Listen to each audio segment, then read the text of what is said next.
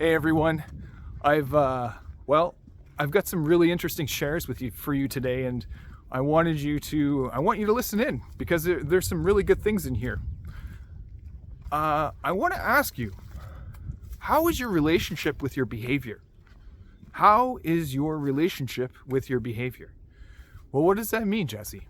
This is what it means, and this is what I'm asking, and I want you to think about this.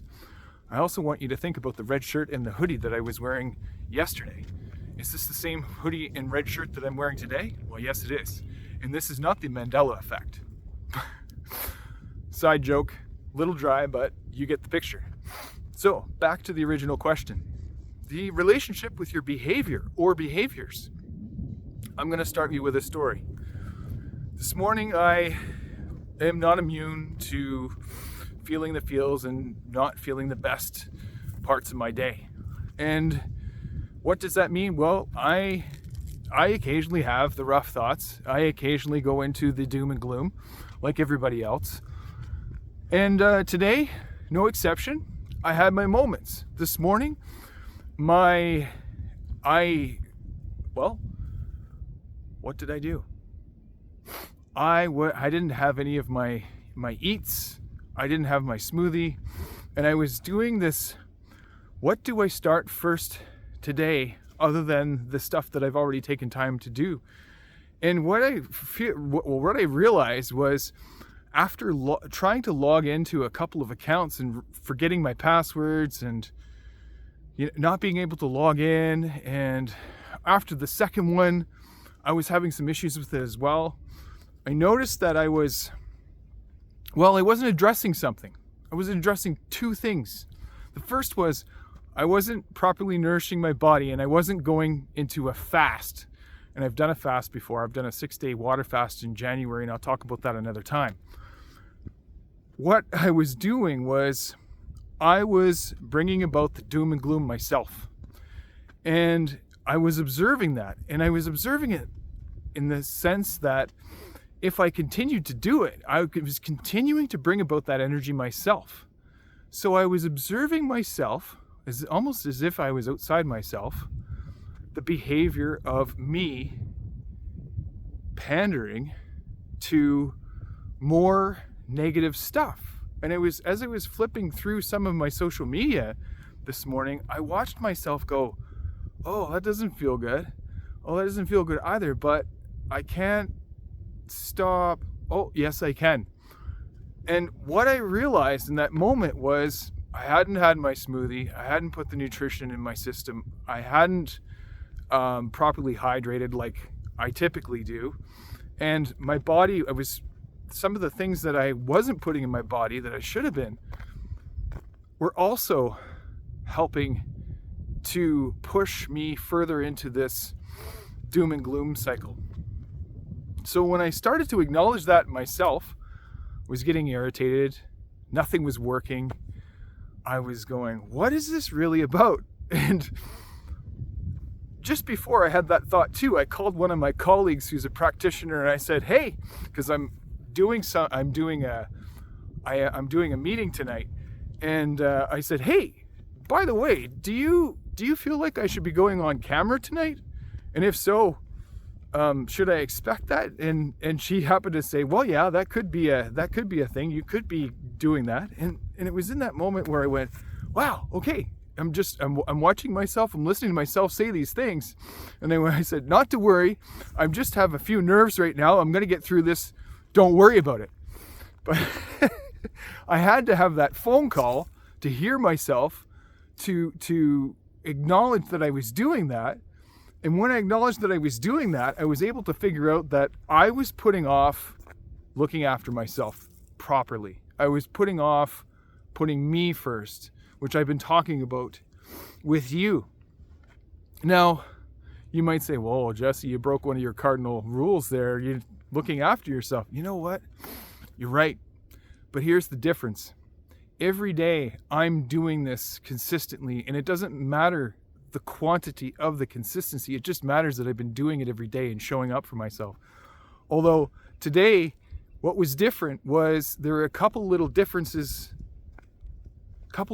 starting out.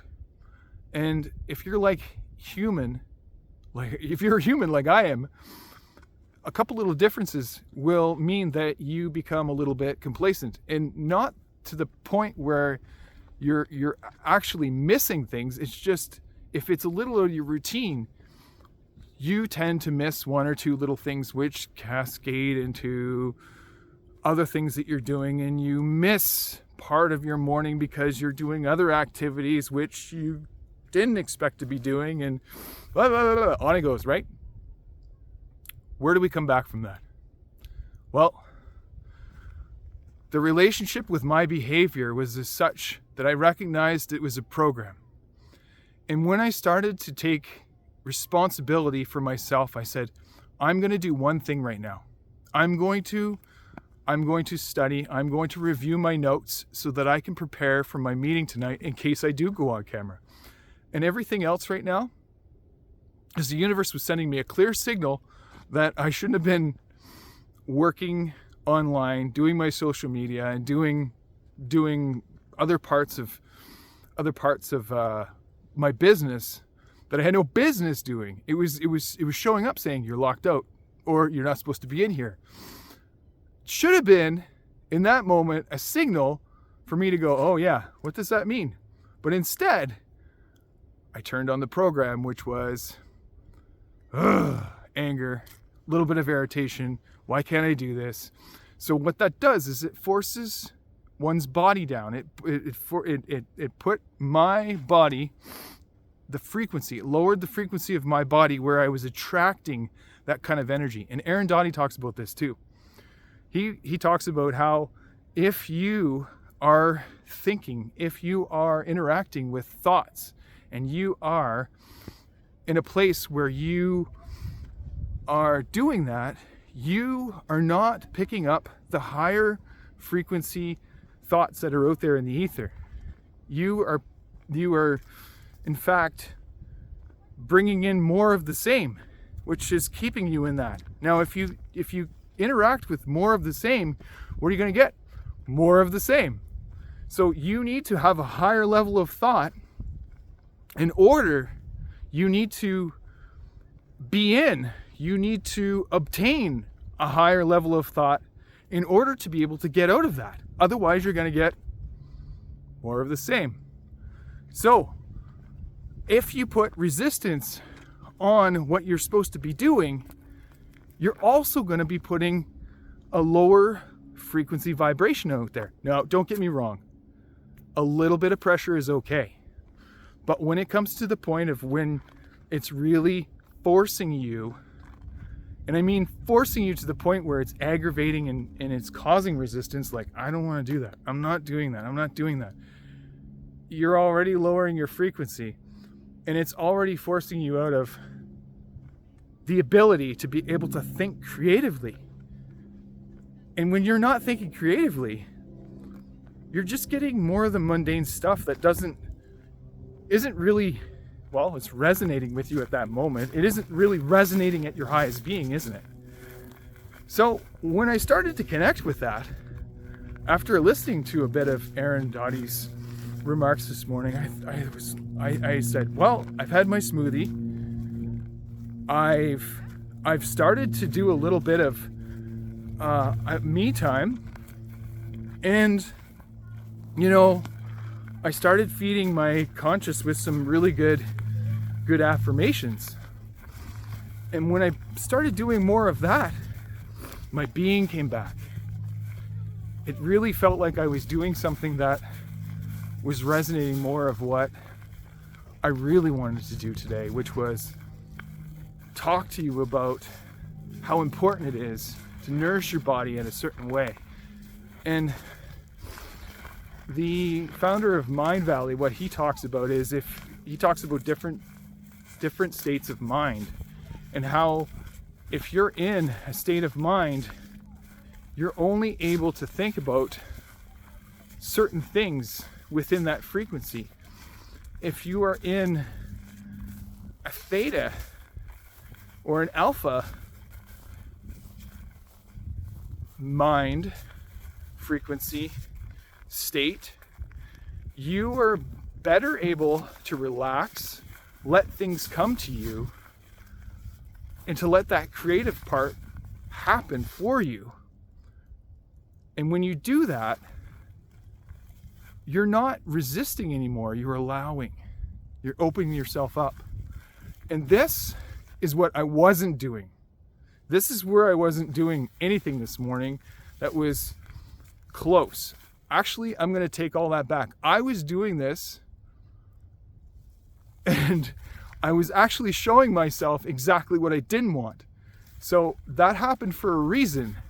It happened for the reason that I was able to remind myself that that's exactly what I didn't want. And what it gave for me, for you, is insight on Life of Jesse and some of the thoughts that I've been having and had this morning. And I hope this helps you, because people like me, we do have these moments of reflection or trying to force things through or trying to come up with creative things. And you know, writers, they talk about writer's block and lack of creativity. And you talk about, there's some YouTubers out there that will say the same thing and they're not in their creative state. It's because, and I've been drilling down this every time, they do not, or they have not, in some cases, obtained, carved out that space for them, captured those moments for them, that time where they're able to fill their own cup, and or remind themselves that they need to do this daily. Now, I flubbed on that. And I'm going to own it. And I'm being vulnerable about it right now and telling you, hey, you know what? Jesse flubbed. Big deal. Here's what I'm going to do different. Tomorrow, when I wake up, I'm going to remember yesterday, which is today. But I'm going to remember how awkward it was for me to get started, because I didn't do the things that I said that say to do, for the reasons why we end up getting the things that we don't want. So I'm going to end off on this note. Today was a really good reminder, and today was really successful because it enabled me to be able to see what I didn't want, so that I could provide you with what I did want and what I am manifesting. And I'm closer today with the things that I really want to do and manifest than I was yesterday. And that to me is progress. And I'm saying progress, not progress. Words have power.